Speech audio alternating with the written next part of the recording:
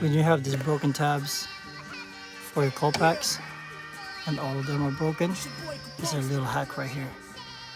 Get a zip tie, get a pretty good head in there, loop around here, then once it's inside, go ahead and plug it in as normal.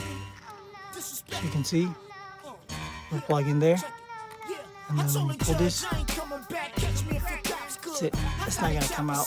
So you can see, hold pretty good tight. So we're just gonna cut this part. Okay, cut this part, and that's it. You're good to go. As you can see, it's not coming out. Unless you have a whole piece like broken like these, there's no way you can do nothing. What you can do here, just put in electrical tape. That's it.